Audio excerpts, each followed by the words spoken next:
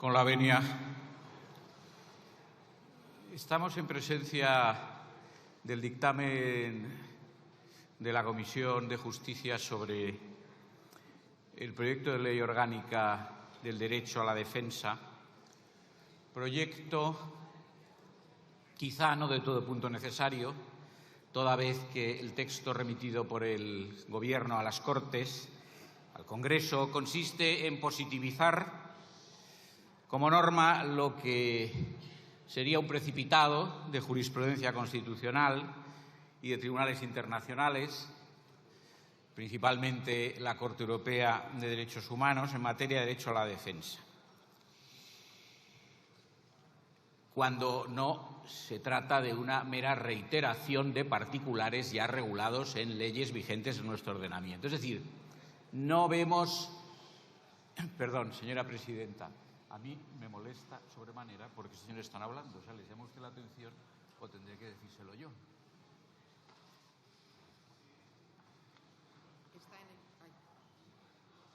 Señor Sánchez, está en el uso de la palabra. Puede seguir. Yo veo que las condiciones son adecuadas para seguir interviniendo. Si quiere, pues yo creo que se tienen que callar porque me están molestando. Y creo que tendré derecho a hablar en silencio del resto de los diputados, porque el orador soy yo, que yo sepa. Señor Sánchez, siga con su intervención. Gracias. Bien, claro es que a este defecto de aportación sustantiva al texto respecto de lo ya vigente, pues se añade, como no, la perspectiva de género. A mí me gustaría saber qué significa la perspectiva de género, aprovechando que está aquí el señor ministro. ¿Qué significa la perspectiva de género en el derecho a la defensa? Sí, usted sonríe, probablemente porque no sabe ni lo que quiere decir este texto, Pero vamos a ver, ¿esto qué significa? ¿Que las mujeres o los sujetos LGTBI tienen derecho a una defensa mejor de la que podamos tener los varones? ¿Significa esto? ¿Quiere usted decir eso? ¿O quiere usted decir que, no lo sé, que los abogados de mujeres y individuos LGTBI tienen que ser abogados mejores que los abogados que defiendan a los varones? Mire, vamos a ver, usted es una persona muy poca seria, como ha acreditado ya muchas veces, pero esto ya es una cosa un poco del género bufo, que usted introduzca estas bobadas en un texto como este. Nos parece interesante, sin embargo, que se disponga que los investigados en las diligencias del Ministerio Fiscal sean asistidos de letrado. La experiencia nos dice que, efectivamente, en este ámbito la práctica ha dejado que desear bastante en no pocas ocasiones. Esto sería algo a favor de este texto y a favor de la iniciativa. No acabamos de entender, por el contrario, en qué consista la regulación de la asistencia jurídica gratuita, que no deja de ser hueca.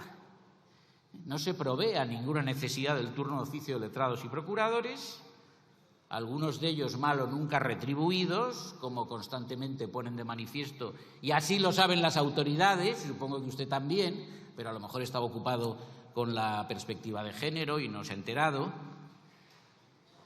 Se dice en la ley, se regulará. Bueno, regulada ya está. Claro, si la ley consiste en decir que luego va a haber otra regulación, pues entonces lo que nos preguntamos es ¿para qué sirve esta ley sobre este punto? Probablemente para nada. Por lo demás, insisto, la asistencia jurídica gratuita ya es un derecho reconocido en nuestras leyes. Ya están también regulados los honorarios orientativos de los colegios profesionales, al menos en materia de costas.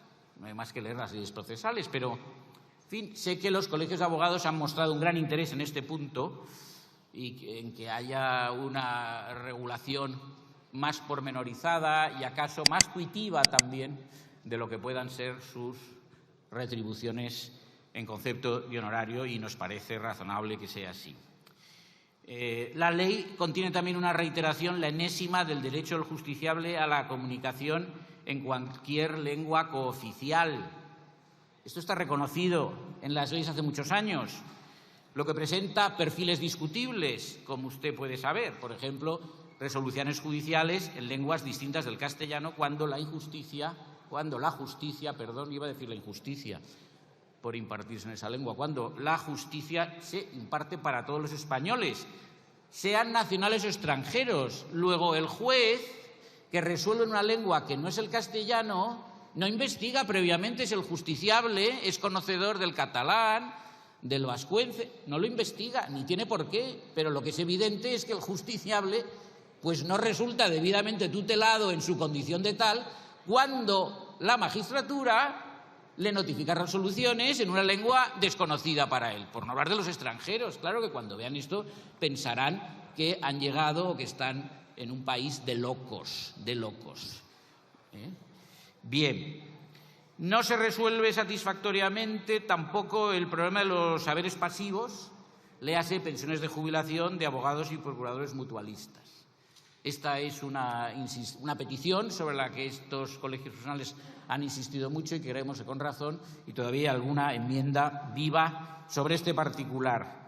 Se añade una regulación parcial e innecesaria de los colegios profesionales. Bien, también están regulados por una ley. No sé qué incrementa esto en lo que sería un valor legislativo que constituya una novedad relevante en nuestro ordenamiento. Mire, el Gobierno, y tampoco el PP, no es un gobierno que se caracterice por su apoyo a los derechos fundamentales.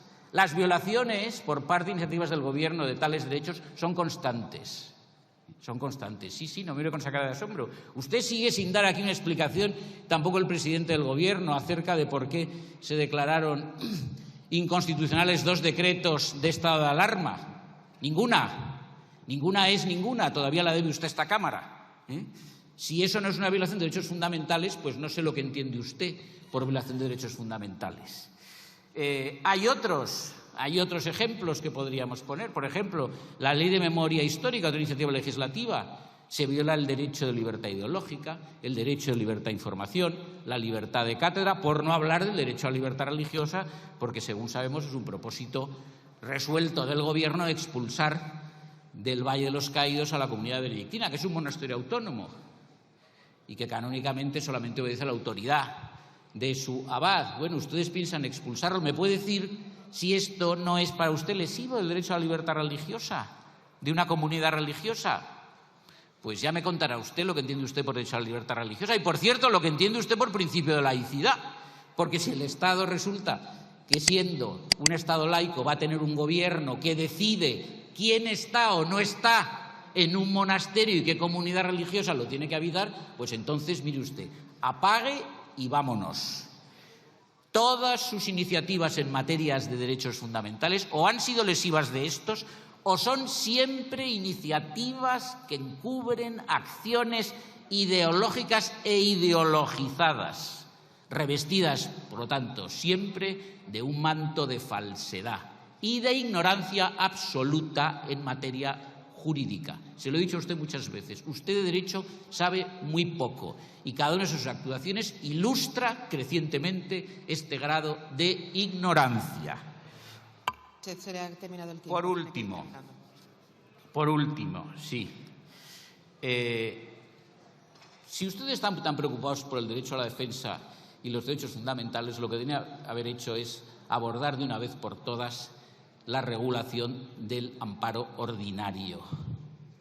Artículo 53.2 de la Constitución, y no seguir, después de 45 años, por la desidia suya, de su partido y del Partido Popular, con el amparo constitucional exclusivamente, que es subsidiario en el mandato del constituyente.